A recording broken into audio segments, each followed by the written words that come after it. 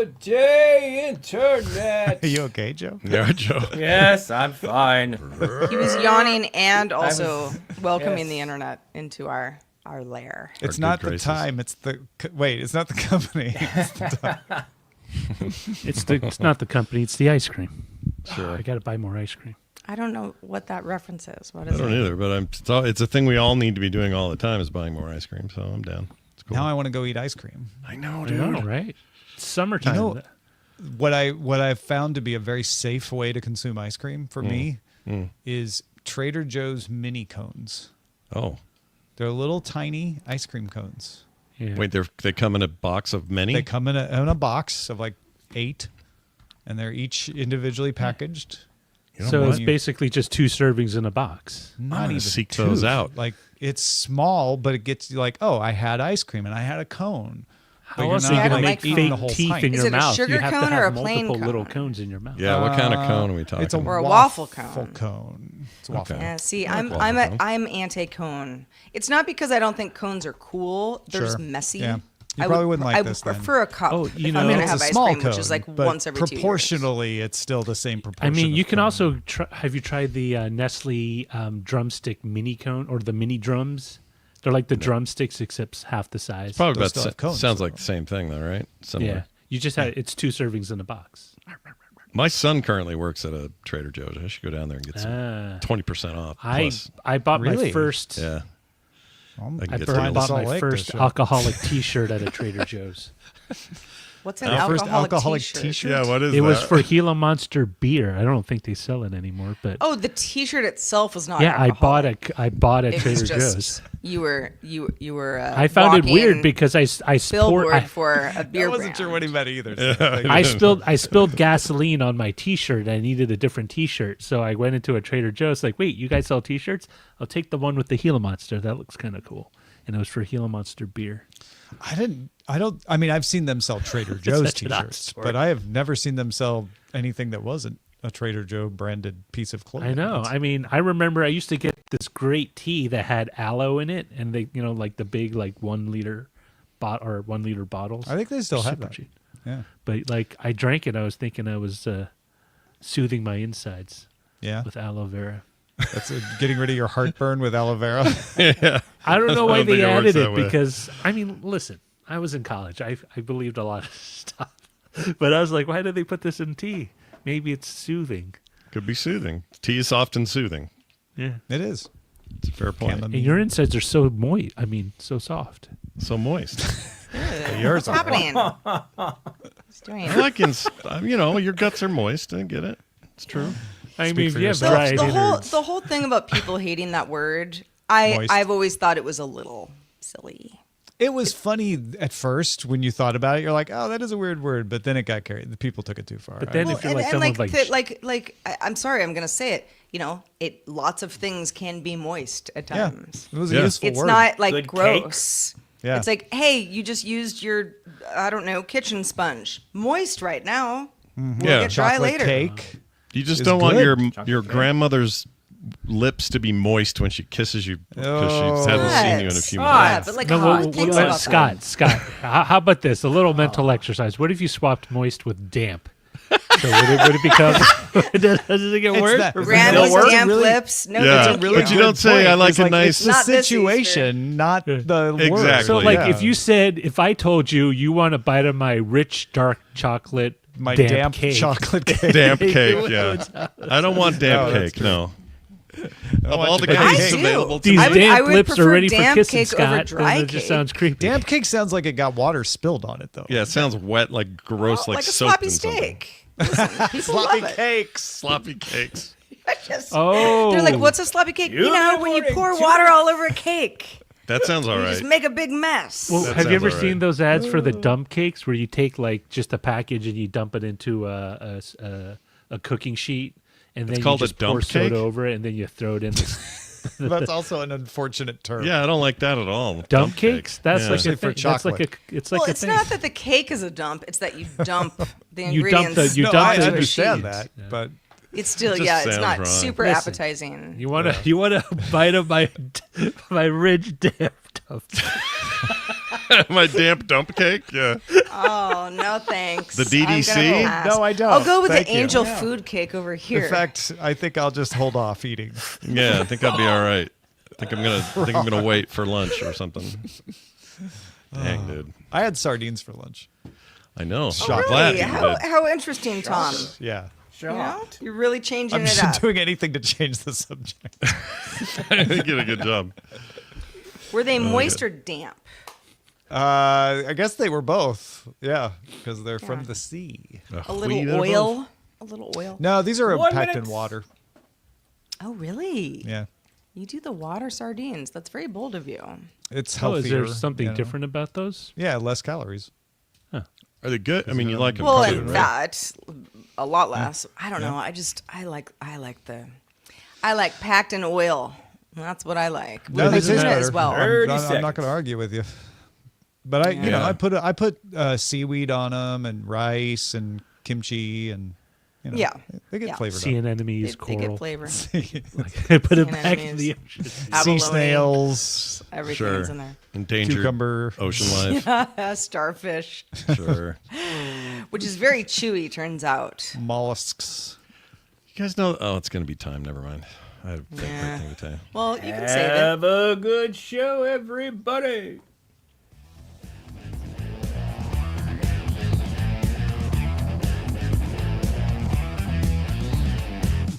Good day, Internet. This is DTNS Live for Wednesday, June 18th, 2025. From Studio Animal House, I'm Sarah Lane. From Studio 7 in Los Angeles, I'm Tom Merritt. From the Frog Pants Studios here in Salt Lake City, I'm Scott Johnson. And I'm the show's producer, Roger Chang. DTNS Live is made possible by you. Thanks to all of you, including Tim Deputy, Brandon Brooks, Johnny Hernandez, and brand new patron. Everybody, welcome Ethereal Annie. Ooh, Ethereal So Annie. ethereal. That Even sounds if like you a weren't magician. ethereal, we'd be Is it a- excited, but it's even better now. Is it a cryptocurrency reference or just ethereal? We don't Oh, know. it sounded like some stage illusionist, where they do magic tricks. Ethereal. And no, I love that. That's good. Yeah, Yeah, it's good. it's good stuff. So I pay for all my NFTs. Listen, if you want to be a patron and you want to get your creative name shouted out by us, we'll do it. Yeah. Everybody, Well, thank you, Anne. everybody for, joining us on DTNS Live. We love all of you helping make this show better as we go through the tech news together. Scott Yeah. Johnson, how are you doing today? Doing all right. I'm in a week where my life partner, wife, business partner, all the things that my wife is in my life, she's gone for 5 days, and so I am winging it. I am eating as well as I can be expected to, taking care of stuff, putting dogs out. I've got it under control, you guys. There's no reason to freak out. Everything's fine. Just be honest. What have you had to eat in the last 24 hours? Oh gosh, we got giant sloppy damp sandwiches today. So Gross. We already put Zoe off cake. Now we're coming for sandwiches. that's right. I imagine whenever you say that Kim is gone, I imagine you eating off of the kitchen counter. I don't know why. I ate a bowl of cereal over the sink. I did a leftover half a burrito that smelled suspect, but I went ahead and ate it anyway. There's just, Sounds they're choices being made, and they're all being made in, I think we in the all do absence of that, her. though. Like when, the loved one who sort of just, keeps an eye on our Yeah. consumption is not around. I mean, Yep. You don't want to know what I ate for lunch today because no one was in my house except me. Otis was like, that looks weird. Your dog was judging you. he was I like, actually don't even failed want at it." this, but Eileen was gone during lunch today, so I was looking at that frozen burrito real hard. I didn't end up having it though. Well, you made the right choice. Should I'm have. going to say. No, I don't. Now I'm regretting my choice. But it's still there. You can have it later. That's Yeah. true, but she'll But be then back. you get judgment. Exactly. Well, not really, but I'll feel like I would, even though she probably is like, "Yeah, I don't care, eat the burrito." But That's why it's in the freezer. yeah, that's why we bought it. That's why we have burritos here in this house. I did that with myself the other day. I love these Amy's burritos. You guys know Amy's. And I just bought. I was like, just to have, just in case, right? Yeah, And every time I ate one, I was like, I'm not trying hard enough. But it's like, no, it's food, and I Yeah, bought it's it. food. You bought it to eat. Don't feel Right. bad about it. and eat it. Yeah. Yeah. All right, everybody, if you are listening live, you might have thoughts on food, but hopefully you have thoughts on all the tech news we're about to get to, and you can help us name this episode. Head on over to dtns.showbot.tv. Stuff will start populating as we go through some stories. You can submit a title. You can vote on others. It's a fun way to be a part of You could be first. the show that we put together every weekday. All right, let's kick it off with a few stories that caught our eye. Ow, this one caught my eye. In a podcast published Tuesday, OpenAI CEO Sam Altman, with his brother Jack as his guest, said that Meta has been offering employees from OpenAI and Google DeepMind, according to Altman, salary packages with $100 million signing bonuses if they can get them to come over to work for Meta. Altman said, none of our best people have decided to take him up on that, him being Mark Zuckerberg. So, okay. If $100 somebody offers me a million. $100 million signing bonus, No, thank you. I would say, okay, and now I've retired. I think that they Yeah. probably. You could do that for like the next CEO of Meta, maybe, but like, come on. Yeah, Is that really happening? you're not wrong. I think he wants everyone to think that they'd never leave. We have a greater vision in mind, and blah, that's meant to be the feeling. But my guess is he also turned around and said, "Well, we'll give you maybe that much and more if you stay." There's Wait a minute. We're not hearing Talking about all this. that. First of all, it implies that only people who have enough money to not consider a $100 million signing bonus to be determinative were offered this. Second of all, he says none of our best people decided. Is he just throwing somebody under the bus who went over there? So That's a good that's point. like $100 million per employee. That's not collectively. That was the package they offered out to all these. No, yeah. I mean, he's it's, like, it's if you- unclear exactly what was going on. this is I not saw a- some this is I not saw an some SEC chatter on filing. X Yeah. earlier that it was like, well, that bonus was like 25% salary and 75% Sure. equity, and maybe that's true. Still, Lifetime supply very of ice lucrative deal. My Yeah. goodness. Yeah, you can give people $100 million of stock, and suddenly it doesn't feel quite as crazy. But it's still $100 million worth of stock ain't nothing, right? Yeah. That's $100 million. Yep. Well, YouTube CEO Neil Mohan said at the 2025 Cannes Lions Festival that YouTube Shorts now averages 200 billion daily views, a 186% jump from last year. So people are watching YouTube Shorts. Mohan also announced the upcoming launch of Veo 3, that's Google DeepMind's upgraded AI video generation tool for Shorts, and said more than 1 billion hours of YouTube are now being watched on TVs daily. That makes it the most watched platform in Nielsen's current rankings. Man, that's a lot of hours. Holy cow! It really is. Yeah. You just think about their origin and Finally, we can believe the people who are like, yeah, I just watch YouTube all the time. Yeah, no, it's true. But like, I was watching the thing about the founders and how they had one server rack, single server thing hosting the original videos, and Oh, yeah. this is just so. We are so far from those origins, and every time I hear about a new milestone, it just blows my mind. But I can tell you this YouTube from is personal TV. experience. Shorts are popping for me. I don't know if I'm just riding the same wave everybody is, but shorts are way up based on comparisons to either TikTok or Reels or any other competing short form video service. They seem to be doing really well. So You're on that same platform, so whether or not like, oh, I want to watch a bunch of shorts, and then hey, let me just watch this longer clip this short was related to. yeah, I think they've done it. I used to question how they did it by mushing it all together, but I actually think it's working for them. All right, and Honda has test launched an experimental reusable rocket developed by its research and development arm. The rocket flew to an altitude of nearly 900 feet and then landed safely back at its test facility in northern Japan. Now, what's interesting is the rocket measures less than 21 feet, about 6.3 meters tall, and about 2.8 feet in diameter, or 85 centimeters. Fully fueled, it weighs around 2,892 pounds, or 1,312 kilograms.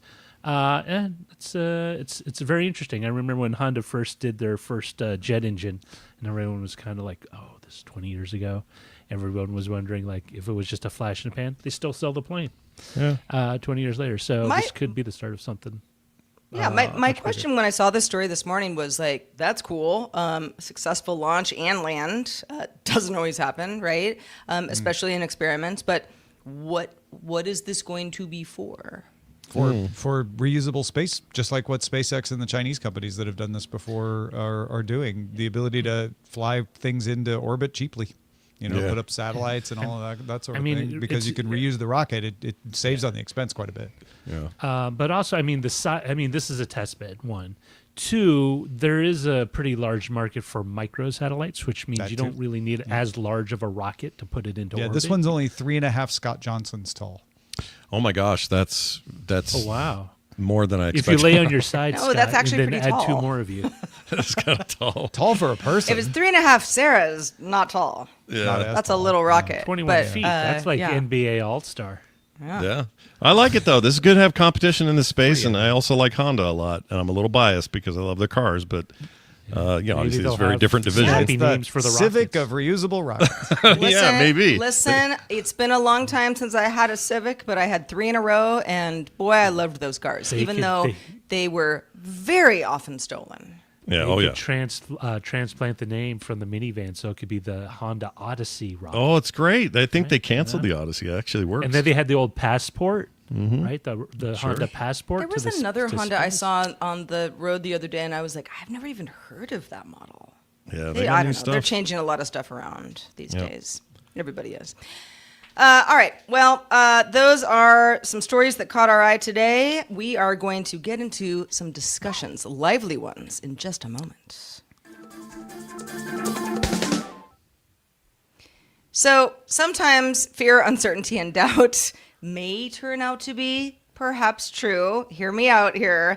On Tuesday, Amazon CEO Andy Jassy wrote in a memo to employees. It was published on About Amazon, so it wasn't something that was leaked. It was published that the company's corporate headcount is going to shrink in the coming years as generative AI tools will take over some tasks. He said staff should embrace AI to boost productivity with smaller teams, indicating that those who do stand a greater chance of keeping that job if they want it. Amazon has cut some of its workforce, 27,000 jobs since 2022. But Jassy says AI is continuing to streamline operations from inventory to warehouse automation. Now, if you're saying what did he say exactly about people losing their jobs? Here's the quote. Quote, "We will need fewer people doing some of the jobs that are being done today and more people doing other types of jobs. It's hard to know exactly where this nets out over time, but in the next few years, we expect that this will reduce our total corporate workforce." Not the kind of thing like Heron if you're an employee at certain levels, but Yeah. doesn't this feel like the it actual? feels I'm like glad you read the actual quote because it's not quite as inflammatory as what people are implying that he said. Yeah, he didn't just say yo, employees, some of you are getting fired sooner than later. It was, but I also, and again, we'll have this on our show notes, the entire memo, it felt very patronizing to me. I don't work at Amazon, I never have. So I don't, I don't have skin in the game personally, but if I were an employee, I would read that and be like, or I just do my job well. It's sort of like, you got to embrace AI, and then, you're going to be like a cool person who can work on a scrappy team like I did when I was, a young sprite joining Amazon back in 1997. Some of this, it felt hollow to me. Yeah, he literally did have a paragraph of when I first started here, kind of, the walk uphill both ways kind of thing, right? He did. Yeah, he if you didn't know, he started at Amazon in 1997 as an assistant product manager, and said, we had leaner teams back then. Well, of course you did. It was 1997. My gosh. Yeah, much and you're a smaller brand new company. Yeah. Yeah. And, he says AI is the most transformative technology since the internet. Now here. Also true. I agree with him on that. Sure. I just think it's, this is a tough pill to swallow for someone who's like, I do my job and I do it well. Not everybody is going to be like, all right, let me just kind of, I don't know, hit the books and figure out what's going on with AI. And listen, I know a lot of people who work at Amazon are very passionate about their jobs, passionate about the company, passionate about, delivering supplies to many millions of people every day. And some people are just working. You know, Yeah. and I wonder about those people. It's Yeah. like, we So can't here- all, just sort of change everything around in order to keep our jobs. This is why these memos aren't press releases, though. Like, memos like these are common. We had one to a small team from Sergey at Google recently. And then once you actually read the whole thing, you realized, oh, well, it's not as bad as what people were saying, he said. And I imagine in the context of someone who's working with Andy Jassy closely, it probably is like, yeah, no, that's the way he talks. That's great. We're taking it out of context, taking it out of headlines in some cases. And it probably sounds much worse than it is because we don't speak Amazon. Even so, Sarah, I want to back you up that this is common. Like, CEOs often say things that just fall flat. Every job I've ever had, the CEO will come out and try to say something about the future, and everybody goes, you're so out of touch with what I'm thinking right now. It's kind of impossible for CEOs to do other. I could think of one or two that ever were good at it because that's a skill they don't need to have to be successful as a CEO usually. Yeah. Also, I just think this is now when we'll start hearing these stories about memos and in some cases actual press releases and in some cases just firings without lots of reasoning. Well, yeah, because the we're at that actual- stage. Yeah. Here's the problem. It's like we are seeing a lot of companies talk about reducing forces because they have these generative models, right? So it's starting to look like, okay, we're going to go through the process where more people are going to have to find new jobs. I still am pretty sure like there will be jobs, we'll create new jobs, but it may be more rocky for a while that happens. However, we're also coming out of a period where companies were having to cut back for total reasons totally unrelated to these. So you can't just look at companies cutting jobs and say, see, it's because of generative models, because the signals are all mixed. It's kind of hard to tell what's from that and what isn't. Yeah, and But some companies don't even have any. They don't have to say it's because of generative AI coming our way or these models or anything else. They could just say we're cutting our workforce and leave it at that. That kind of Well, just sort and of they may depends what be their doing boards it just demand. because they need to save money because they've been losing money and revenue's Right. been going down. Like Right. that has been happening. What we're going to do I guess what I'm saying is what we're going to end up doing as consumers is we're going to knee jerk our reaction and go, oh, it must be AI taking jobs. That's going to get really tiresome. And over the next few years. corporations are evil, so I'm going to ascribe a negative interpretation to every single thing Jassy says. Yeah. Well, and the whole, I don't know. I mean, some corporations are more evil than others, I guess. But, if you take Amazon at face value of like, it provides a service, a lot of us use it. Not everybody likes Amazon or uses Amazon products, but I certainly do. And works really well for me. Big part of my life. And if it wasn't a part of my life, I could adapt. But, it has become entrenched in my daily, going about my human day. And so the idea that the company wants to streamline efforts, save money, make shareholders happy, that's just how it goes. Yeah, and I you was might like- say, corporations, they're mean, evil. It's like, Sure. that's just, they're all going to do that. And I mean, we used to have these conversations during all the number of layoffs that I've been through. It's just like, no one can really consider themselves irreplaceable. Like at some point there's a dollar amount on what you do. And if they can find a way to do the same thing, but cheaper, they're probably going to look at that as an option. Yeah. But at the same time, it'll be interesting to see how far-reaching this is. This could very well be much of someone leaves, they don't replace them. Like if someone leaves a role, they don't fill that role because they. Yeah. I mean, also it could be like most of this reduction in total corporate workforce, where does it come from? Does it come from the warehouses? Then most of the people working in Amazon HQ don't have to worry. But is it coming from HR? Is it coming equally across the country? Like your company? He doesn't even know. He says it's hard to know exactly where this nets out over time. Well, I mean, we're still in some early stages. I mean, we're seeing it, in some companies already, but we're in early stages, I think, of a lot of mass consolidation. And to your point, Roger, talking about layoffs, I've been through rounds of layoffs myself. And it is important, whether you're being laid off or you just hear someone has been laid off. Certainly there could be cause. But often it's just like, that position just sort of, it was created at one point and now it doesn't really need to exist anymore. And that can be very demoralizing for somebody who's like, but I worked so hard. You know, what did I do wrong? Nothing. But now they're saving that much money annually. Or they're losing money. I mean, that's the other thing, especially well, in they're big saving companies. by getting rid of you. Yeah, and so big companies, you could have like the company overall is profitable, but this department keeps losing money, and it's like we're not going to do that anymore. We have to cut back. Yeah, it's just going to get a little murky because everyone, like I said, the knee-jerk reaction is there. It's also true that a lot of this stuff is going to move into positions that are no longer needed or become redundant, and some are just trying to save money. And this combination of three things is just going to make everybody mad regardless. So I don't know how they win this PR war. There really isn't a way to do it unless you're hiring. There's a decent amount of AI backlash already right now. Oh, huge, and Amazon backlash already. Yeah, of course. And so this is not going to win any favor from anyone who's just like, this is horrible for humanity. You know, we need to stop this. But yeah, Jassy said, listen, this would provide opportunities for you to do other things within the company. Maybe that's true. Maybe that isn't. It's probably true for some people. So we'll have to see. I think in a ham-handed way, what he might have been trying to say is use these tools and come up with new things we can do with them. And you have a better chance of justifying your position, you know, because you've created something valuable. Yeah. It's like Squid Game. It'll be so fun. Yeah. Do something valuable or we'll shoot you.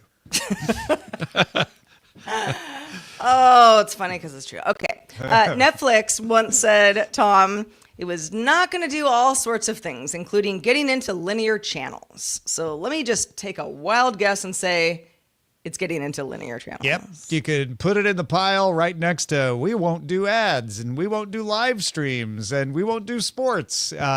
Netflix has agreed to partner with TF1, which is France's largest TV group. And Netflix is going to carry the TF1 live channels, linear channels, just like you watch on television or DirecTV streaming or whatever. It's going to be available in Netflix. We don't know how, but you'll be able to watch the live TF channels and all of the on-demand content that TF1 has on its own streaming service, TF1 Plus, which will remain available. This is not an exclusivity thing. You're going to still be able to watch TF1 on cable and broadcast. You'll be able to watch TF1 on TF1 Plus if you pay for it. And there's a free version of TF1 Plus you'll be able to continue to watch. And also, if you've got Netflix, you'll be able to get TF1 stuff inside of Netflix. So I think it's really interesting in so many ways. One of the ways is this is the major broadcaster in France, but it's not a public broadcaster. It's not like the BBC. Yeah, that was going to be my question. This is something that we're going to have to pay more for, right? You're not paying extra to Netflix for it, though. Okay. But it's a private broadcaster. So it's not subsidized by the French government. And what I'm guessing TF1 gets out of it is a check from Netflix that says, you know, we'll pay you this much for non-exclusive rights to carry all your content. TF1 gets money. More people get access to TF1 content and watch it. Netflix gets to say we have more French content. Although I recorded an interview with Patrick Beja for the briefing, and he was like, it's not exactly like high level French dramas. There's news and sports and reality shows and magazine shows and stuff like that. But it is local. It is made in France kind of content. That's right. Mm-hmm. It just to me, the whole thing feels like a test bed, and that is not unusual for a company to do that. And often it's in countries that aren't in North America, and they just see how things go. And I think in light of competition provided by the Tubies and the Fubos of the world, where you can just go. That sounds ridiculous. Not made up names. If I said that names. 10 years ago, you'd all think I was talking nonsense, but those are real places. And those are succeeding kind of wildly. Tubi in particular is really upped their game. They have a really deep content pool now, and I really like it over there. And I used to think this was kind of a waste of time, just like this tune in while stuff's playing type thing. And they have a mix. They have, on demand as well as, things that are being aired in real time. But if they're successful there, I don't see any reason why Netflix would leave that particular bit of money on the table while everyone else is scooping it up. So this to me is just a matter of time before it's an international thing for them. I keep going back and forth on this, but I get what TF1 gets out of this. They get a check from Netflix. I don't know how much this increases Netflix's subscriptions. Maybe it improves their retention because people are like, oh, but I'm getting all the TF1 stuff. Maybe I won't cancel, right? Because there's more content there. Right. But I wonder if maybe what Netflix gets out of this is goodwill in France, where they are seen as the enemy of the film industry and an American company that, may not have the best interests for French art in mind. Not that TF1 is necessarily perceived as, a defender of French art, but it is local, right? And Netflix is helping it to be seen by more people in France, because this is only happening in France. I won't be able to watch it unless I travel to Paris via ExpressVPN. Yeah, no, good point. Actually, that's true. I could test it with a VPN. That might be I know fun. it sounds, for those of us who have, been sort of cord cutting for a long time, it's like you have a series of apps that you use. I really only use 2 apps now. Every so often I'll use more, but it's like I'm Plex and YouTube TV. That's just kind of where everything is. And, because the YouTube TV gives me live stuff, sports stuff, and Plex kind of has everything else. But I don't think you can overestimate how much someone will get used to being like, but it's all in Netflix. Yeah. I don't have to bounce out to the other app to watch the other stuff. Now, yeah, that's 2 clicks and 5 seconds of your life. But people get very used to a certain, way of doing things. And when it's more convenient, then people tend to go with the more convenient route. You've inspired a crazy thought in me, Sarah Lane. Okay. What if Netflix is like, wait a minute, everyone has our app. We are the largest streaming service in the world. We are available in pretty much every country but China. What if we became the way you watch all your TV?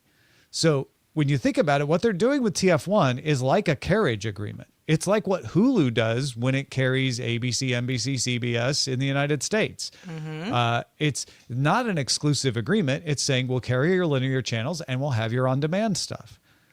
What if Netflix is testing the waters of what if they just do that everywhere? What if they become a competitor for YouTube TV? And suddenly you subscribe to Netflix and you get all the channels available in your locality somehow because they do traditional carriage agreements. Yeah, I mean, listen, if it was competitively priced, I would definitely think about that. Yeah. I don't think they're raising the price of Netflix to get the TF1 deal. They would probably have to raise the price to do what I'm talking about, I suppose.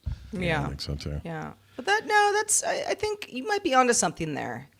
The idea of the channel where it's just sort of TV. You got stuff going on. You pick a channel. Oh, maybe there's that movie that you haven't seen in 13 years. Yeah, let's watch it. There's some commercials. What big deal? It's like how we used to do it when we were kids. A lot of people feel that way, and that's why the cable alternatives work really well for people like me. Cable TV is really, really trying in the United States to figure out how to give you all of TV, like with Peacock add-on, Netflix add-on, right? Mm-hmm. YouTube, if YouTube was smart, would be merging YouTube TV into the YouTube app. Because you mentioned earlier that YouTube is like on all these TVs. Make it easy for people to just subscribe to YouTube TV before Netflix figures out we could do that too. And we could just be your TV app. Yeah, they're kind of lousy at that, actually. It's one of the weirdest weaknesses, and I don't quite understand it. It's always kind of been a head scratcher for me, too. It's like YouTube TV, it's its own thing.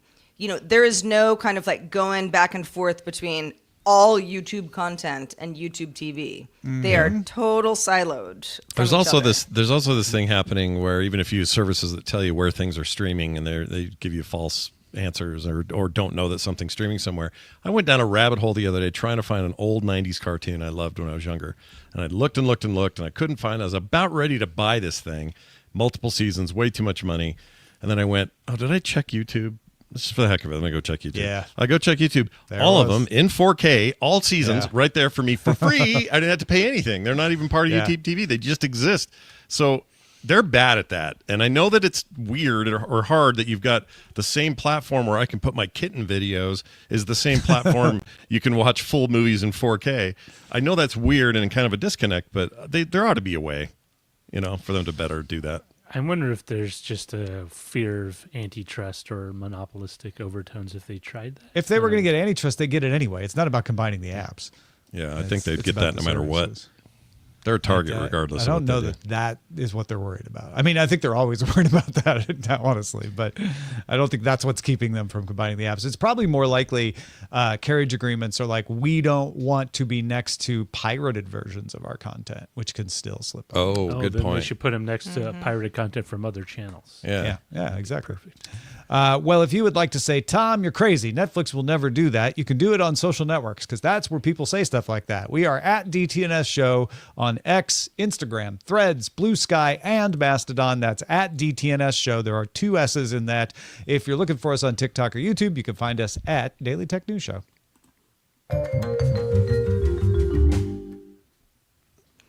All right, Scott. Last week, Mattel and OpenAI announced a partnership that would see the toy maker integrate OpenAI's products into its design processes in some way and possibly power new toys altogether. So what are your thoughts on where they're going with this? Well, I'll start with a quote. This is from OpenAI's operating chief, Brad Lightcap. It's an amazing name. He says, with OpenAI, Mattel has access to advanced sets of AI capabilities alongside new tools to enable productivity, creativity, and company-wide transformation at scale.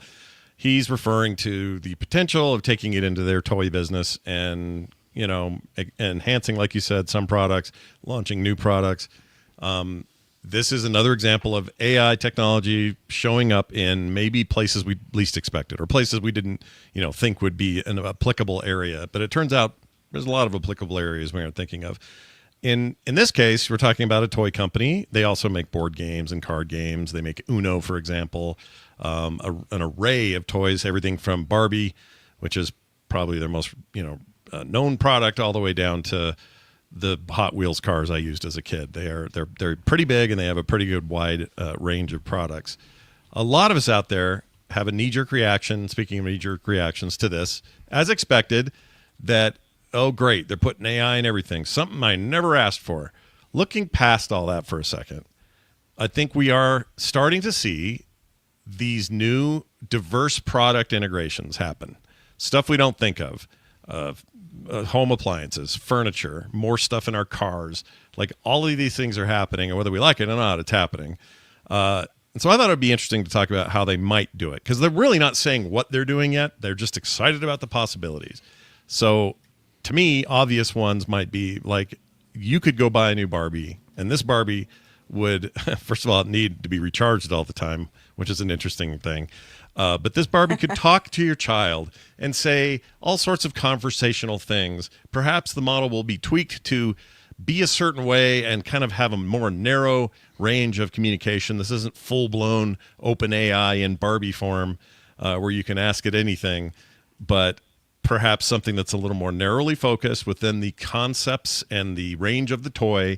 And the child could ask this toy, Barbie, what's your favorite vacation spot? And Barbie could come back with, well, that depends. Do you like summer, winter, or fall? And then you can see this conversation happening and the doll interacting in a way that we used to think we were getting out of Teddy Ruxpin and all these silly toys back in the day where they really weren't talking to us. They just had pre-recorded messages or a string to pull, and you would get something kind of random. This promises, anyway, the idea of a more interactive and smart, responsive doll. This doll could talk to you and actually say some things that are unique to your conversation that you're having. I can hear the parents' fears as I say this about dolls going off the reservation and saying terrible things. Right, yeah, like the doll's hallucinating. Ah! Yeah, right? Like those are, Don't tell your parents. They're valid questions. But at some point, what are your walls you put up? Do you say, Barbie, are you self-aware? Is Barbie going to go, I'm sorry, I can't talk about that. Let's talk about something else. Or is it going to... As a large language doll. As a large language doll. LLD. Yeah. As toys, I'm sure they'll probably kind of fence it off to begin with. But I can... yeah, it'll be on device. Yeah, it'll be on heavily device, filtered. But more importantly, because one of the aspects of play with anything, any kind of toy, is sort of the narrative that the child develops to go with it, right? If you're playing with, a bunch of DC characters and then you pull out like a Transformer, then you sort of come up with the story. It would be interesting if the toys themselves came up with the story. right? Like, say I if love you're, that. if you're doing the Masters of the Universe, the kid can start with one story, and then the like, say the Castle Grayskull LLM decides to start incorporating what the kid's saying is a story and kind of builds on it, so it sort of round robins a larger kind of. So it's really the kid driving the story. Well, after it all. could be, yeah. It can the be, idea- but also, so imagine this: you got a Barbie doll, and you have He-Man. These are both properties owned by Mattel, so this is feasible. Imagine both of them having simplified camera sensors in their eyes. This is just in a scenario, right? And you say, Barbie, meet He-Man. Let's play. What's the story? What do we want to do here? And in theory, they could go, oh, hello. Yeah. Hi, welcome to Eternia. I'm He-Man, Adam, Prince of Eternia. You could have this whole back and forth between the dolls. And now your story is participating. The dolls are participating in your imagination and your imaginative story. Like, there's some really interesting ideas there for kids and play. There's also some really there's a lot of things you have to think about before you implement this. Before you put cameras in the eyes of your dolls, there's lots of issues there. But what happens when Optimus Prime rolls in and He-Man and Barbie team up, because that's Hasbro. We don't talk to Hasbro. Right. That's a great question. If Optimus Prime comes rolling in and goes, all right, or whatever, and Barbie's like, uh-oh, that's Anthropic or somebody else. We can't talk to that one. That's What not about the Mattel. G.I. We're not allowed to play with kids? each other. Yeah, Now that's it's gonna get weird. That's deep seek, and now there's like, xenophobic things going back. You never know what you're going to get. But that's my point. There's so many unanswered questions. So at that baseline, it's Barbie or He-Man or these Fisher Price toys for little ones, whatever. They'll have on device, meaning on doll technology. The AI exists there. Maybe they're upgradable. Yeah. Maybe they're flashable. I don't know. I But you're not- imagine if you're worried about hallucinations and stuff, you can filter these things within an inch of their life. And what happens is they're not very useful for productivity and stuff.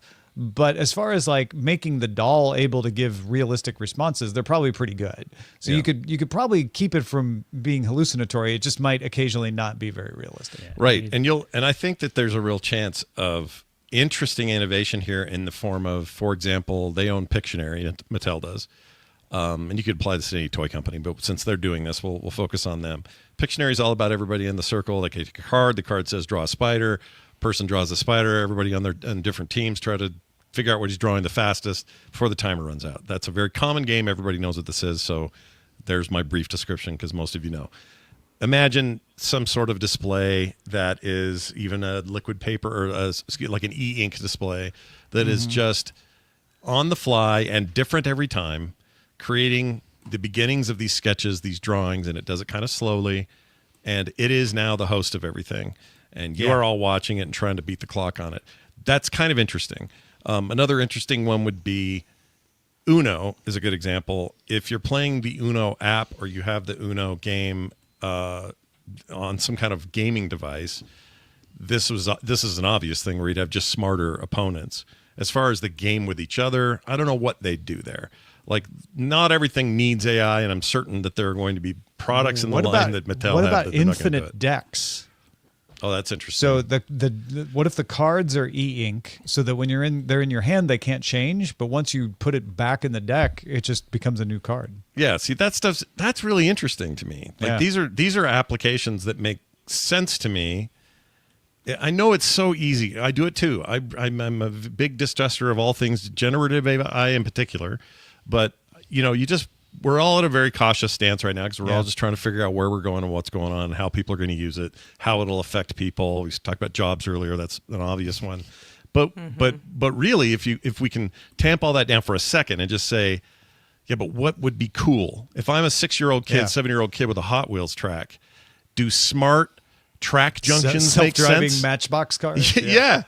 Gee, is it more fun to make now the tracks and see how the cars behave on the tracks than worrying about whether it's you pushing them too hard or whatever? Like, there's what would interesting be fun points. Yeah. is you have autonomous Matchbox and Hot Wheels cars, and then you have a game where you have to get permits so you can test them with human drivers. So whether you can test it in the so living room or fun. not, the government of the living room says no. And then you have to to sway the autonomous cars. public that the number of accidents you had wasn't that bad. Well, and listen, for all of us who have been game of on life. Earth for more than a few years, it's like interactive toys have been around forever. ages. Mm-hmm. You know, companies have always tried to make like, oh, it's the toy that you interact with. You don't just like put it at the tea party, you know, in the case of my Barbies when I was young, and, you know, talk for them type thing. Now, there's probably some supervision, maybe more than would have been there already on, you know, the care provider, the parent type thing. But at the same time, it could, I mean, be truly interactive because it was always pretty clunky beforehand. Yeah. Yeah. I mean, the first doll that could like blink and wet its pants was like the first interactive doll. It was amazing, right? Then it was a doll that you could pull the string and it would say things like Yeah. Scott was talking about. Right. So this is just another step down that road to make them even more realistic. Yeah, I mean, whenever video games get brought up, it's an easy answer if you push aside generative and art and all that, but you just say, you know, smarter NPCs, better enemies that behave in ways that are more natural or more realistic. I mean, that all makes sense. But when you're applying it to something like a deck of Uno cards or Hot Wheels or Fisher Price, it's weird. It's a little bit weird. And you know what I was thinking about earlier? Tom eats sardines. He likes them, right? Tom, you're a big fan. They're good for you. Omega-9s, the oil, all that stuff.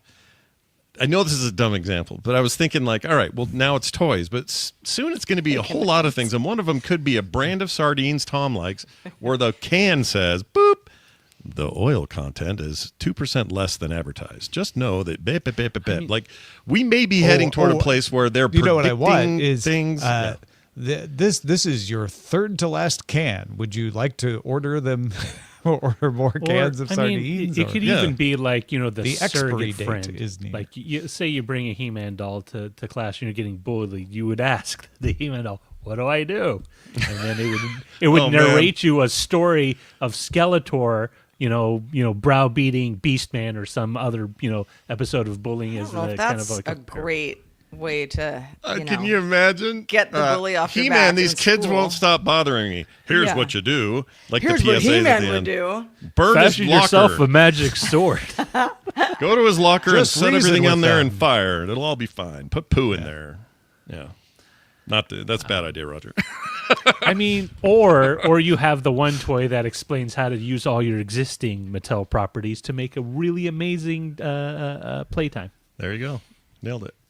Optimus Prime, till he shows up, everything's working. So we're until he gets locking there. children into brands, is what we're saying. Okay, good. That is how it feels, right? But it's interactive, Tom. It's a walled toy store, Interactive Tom. brands. It's a walled toy store. yeah. We'd like to introduce You're the going to learn something. You might not learn the Whether you truth. like it or You're not. gonna learn You're going to something. learn life. Is what You're you're going to learn the with value these of toys. competition. Claude and Galoob are going to join forces next, and now it's all Stretch Armstrong. This is not about interactive toys, but I don't know if any of you have played around with the browser company's new browser Dia.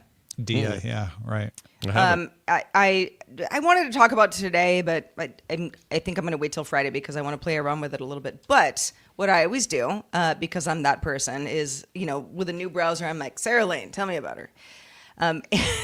Dia was just like, gave me ridiculous information about myself. Where I'm like, Really? That's not true, and that's not true, and that's definitely not true. Was it So- pulling it from the other Sarah Lanes out there, or just totally made up? No, I made sure Yeah. that it knew. I want this specific Sarah Lane, not the other Sarah Lanes. And it was information that it wasn't. I knew it meant me because of what it was saying, but I'm like, but that's just not true. I didn't do that. Anyway. This is the ARC people, right? That's who this is? Yeah. Yeah. Okay. Yeah. I need. Yeah. I'll dig into it. Same I kind of folks. wanted to see. I think what the they're doing. promise of Dia is actually very cool, and I know I'm going off topic right now, but it reminded me as we're talking about toys that might just, I don't know, give kids or people of any age just information that's what they're given and that's what you're getting, and maybe you're having fun, and so you're like, yeah, face value. We have to still remember that you can get bad information from just about anybody.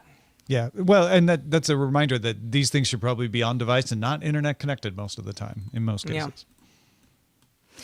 All right, Roger. Recently, Xbox released a minute-long YouTube video with Xbox president Sarah Bond. What did she say? So she was talking about all the new partnership Microsoft and and AMD have are working on, which is a multi-year strategic partnership to co-engineer silicon across a portfolio of devices, including the next generation Xbox console in your living room and in your hands, as well as working together on next generation of Xbox cloud gaming. But also emphasizing that they don't want the experience of Xbox to be locked to a single store, nor tied to one device.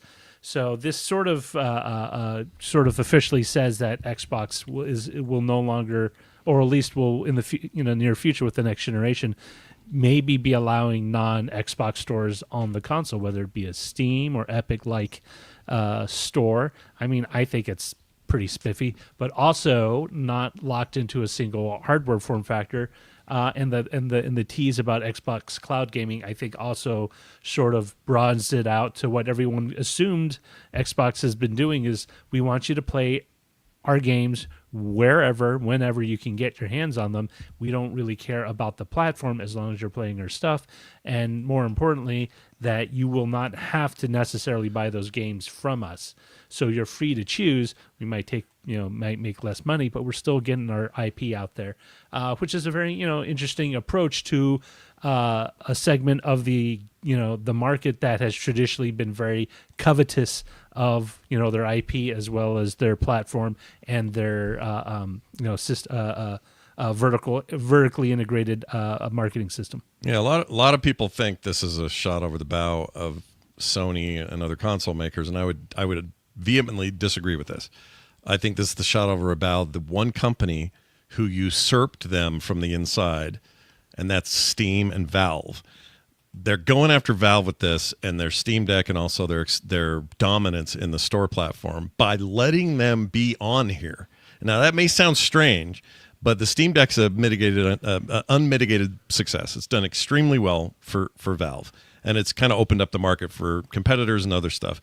Microsoft has basically found a way to get back at them for taking what should have been theirs, which is their platform should have been the default game platform that it is, with them at the head of it all and having the store and making all that money, billions upon billions of game revenue that Valve makes, because Valve was smart enough to know when to do it, how to do it, and make it work, and now have this very dedicated following all these years later. They are a force to be reckoned with.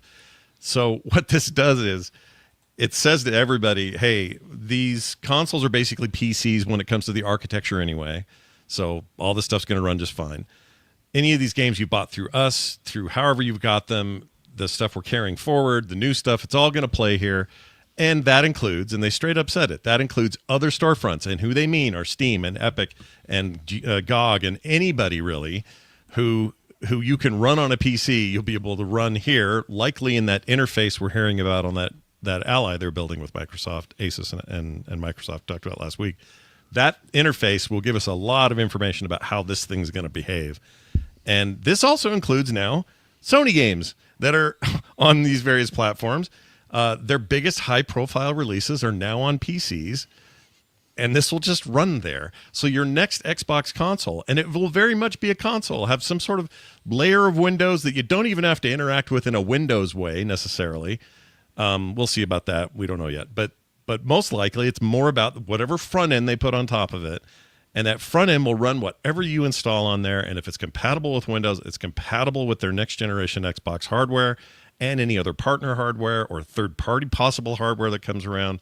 Like, this is their way of usurping it all. And it doesn't actually hurt anyone else, except it almost takes their plans and flips it on them. Because, Valve's original plan was to say, well, let's liberate people from the mess that is PC gaming.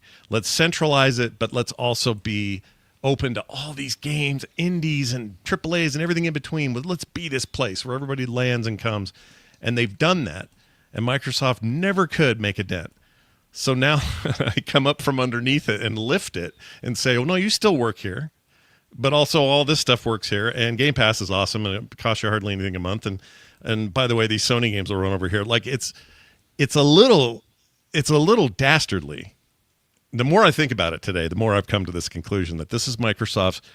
This is a knife swinging through the air that nobody saw coming, and it really isn't going to hurt them on their platforms and their current philosophies of the platform, no matter who they are. but it's just Microsoft saying, okay, well, now we got it all here. All of it is here. And if you come through our door, there's no limit. Nintendo's the only one off way over here hanging out. Everybody else is here. And that's a wild thing to think about. I'm Is it loving possible that there's less to this video than it appears? Because I'm not disputing anything you said, but we've talked about that already with the ROG Ally launching, and Xbox Game Pass and Xbox coming to coming to Windows. It feels like this video is being overparsed. Sarah Bond said, hey, we're having a partnership with AMD, which, by the way, is what we've had for the past two consoles. Yeah. But just making sure that I did a minute video to let you know we're sticking with AMD and we love them. Then a bunch of boilerplate stuff about Xbox being everywhere, which isn't new. No, like, am I crazy, or am No, I like, I'm just glad saying you the said things that. they've been saying for a couple of years, I'm and really everyone's glad. like, this means Windows on the next Xbox, which maybe it does, but I don't know that that's the intention of this video. No, I think you actually make a really good point. And when it comes to the AMD announcement, 100%, it's very weird. And people are acting like, oh, yeah, stick it to Intel. No, they've never used Intel. It's always been AMD when they've been in the 486 x86 architecture. So that doesn't I think matter. the Who original cares about Xbox that? was Intel. So- Well, that's what I'm saying. Well, no. Yeah. Well, yeah, it was PowerPC. But no, my before point- the PowerPC. Yeah. The original Xbox was right, Intel. but Xbox That's One, fine. everything from 2012 on Yes. has been the AMD platform. So that part is not new, and it is a little weird that she focused so much on it. That I'll say is true. But I think what's happening is just the math is assembling in my head, where you're right. What they said about the ROG Ally Xbox device is what's actually the key to all this, because when they announced that thing, and I'm like, oh my gosh, I'll be able to play Steam, GOG, Epic, all these other games on there, all these Sony games. Oh my gosh, I hadn't thought of that. And they're doing way more backwards compatibility and that arcade retro stuff. Like, it starts to all go, literally, they're going to put everything on there. Now, what this announcement tells me is all their future hardware is that. They're just going to keep doing that. Or does I it think just so. say they're going to use AMD? Like, I think that if this thing, mark my words, we'll come back around to it. I'm sure when all this happens, we get more a clearer picture. But I am willing to bet that right now today, making a bold bet right here on the show. all right, I like it. That this thing will be a console, a piece of hardware that's affordable, that'll be decently powered, and its job will be to run that thin layer front end that they're talking about for the ROG Ally, or something close to it, something very interactable with that. They've already said that's coming to PC, so that's why I think it's all going to be unified. Yeah. They're going to put that on top of it. It'll run Windows in a way that you don't need to worry about Windows. You're not going to mouse through it unless they want you to play some games that way. But for the most part, this is going to be a controller-based device, just like the existing one.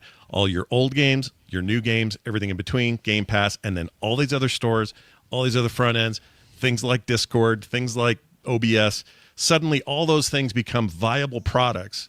Yeah. On one console that is in your living room, but being a console, not trying to be a PC plugged into a TV. The Ally release was the indication of that. The modified Windows that doesn't have to load all the windows. Exactly. I don't know that this video is like suddenly the indication of that. You're not. I am filling in some gaps, but I'm going to bet that that's where this is headed. I'll bet you money that next box is that. I don't think you're wrong though. I think that is where we're headed. But I think that based on the Ally. Right. Yeah. No, the Ally, that's what I'm saying. I think the Ally is like the key to the door. And the door just opened when she talked. And then she threw us all for a loop by talking about AMD as if that was not a deal already. This was really just a minute-long video to say, like, hey, we re-upped our deal with AMD. And I think it just, everybody is so chomping at the bit, especially after the Ally, for clues that they're like, like she said this and she looked this in her. She winked once when she, And there's a few people out there to love to see Intel get shot. So that too. Yeah. It's fine. All right, everyone. We love your feedback. And one way we do that is checking out the mailbag. Andrew wrote in about playing a board game by yourself. Wasn't the only one, but Andrew said, a lot of newer board games have single-player rules. Most cooperative games can be played solo, with the player playing multiple roles or with slight changes to the rules. Gloomhaven and Pandemic are two popular examples. Competitive games often have single-player challenges. They might give you a specific way to set up the board or give you an algorithm for how your opponent plays, like playing an NPC on the computer. And finally, Return to Dark Tower is one of my group's favorite games and was the best thing I ever backed on Kickstarter. Nice. Is that the Stephen King thing? Is that what it's based on?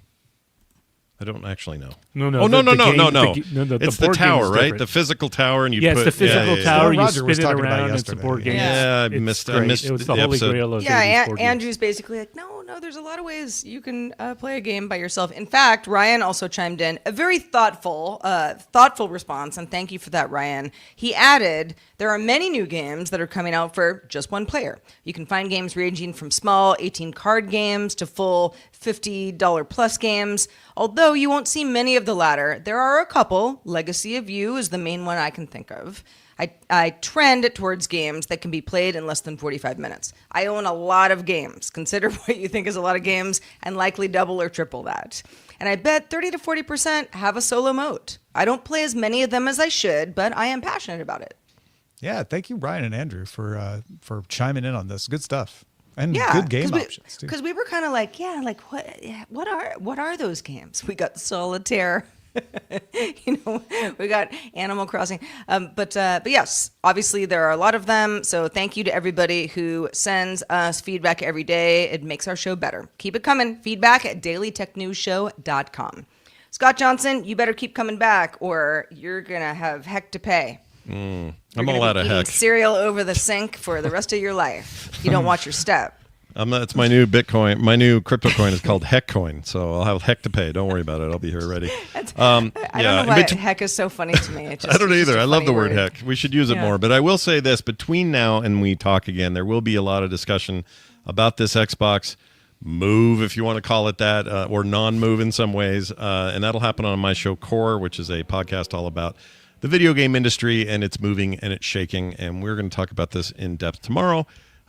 Friday. We're taking the holiday off tomorrow, but on Friday we will have an episode, and we would love to have people check that one out. So if you would like to go find the podcast, get it wherever you get your shows. It's called Core, C-O-R-E, or you can get it at frogpants.com/core.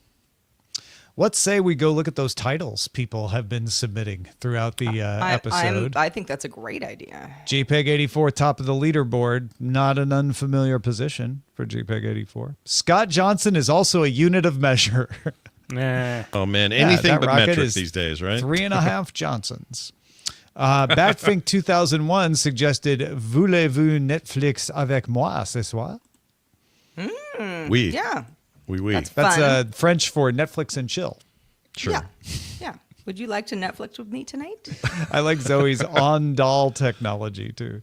Barbie GPT. That's Nice. that's from Larry in Atlanta. Nice. Begun. E. Clay the AI Thomason. Honda flies now? Yes, it Apparently does. so. Oh, that's a take on which Star Wars sequel was that? That's Where good. the Barbie Stormtroopers were Dream flying. AI I love that one. from E. Clay Love it. Thomason. Of course, Willie Scott with, as a competing large language doll, I cannot play with your doll friend. That's good. Sardine can LLMs coming soon from Zoe. Oh, thank goodness. My I lunch is mean, saved. yeah, what else were we going to do with our lives at this point? Yeah. Gener AI-tive redundancies from Friday 19. I like Love that. a good pun. Not bad. Sarah, what should we pick?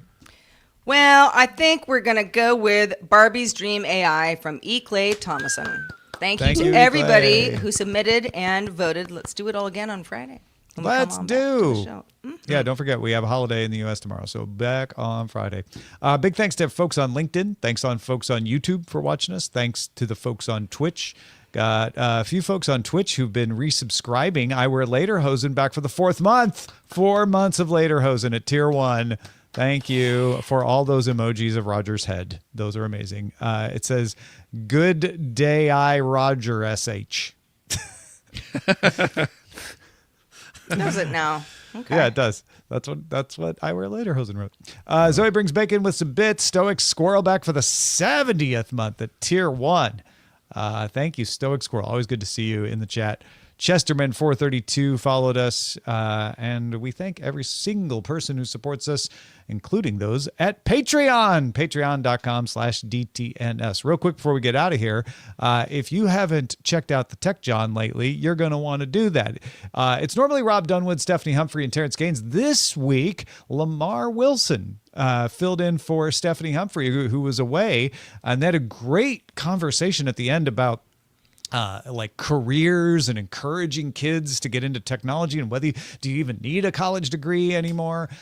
So definitely go check that out. New episodes land every Tuesday afternoon. So we just had a new one land. Find it wherever you get your podcasts or visit techjawn.com. That's techjawn.com. Nice. Reminder, we do this show live every weekday, Monday through Friday at 4 p.m. Eastern, 2000 UTC. And you can find out more at dailytechnewsshow.com/live. That said, we are off tomorrow for the U.S. holiday. We'll be back on Friday with Andrew Mayne joining us. Hope to see you then. The DTNS family of podcasts, helping each other understand. Diamond Club hopes you have enjoyed this program.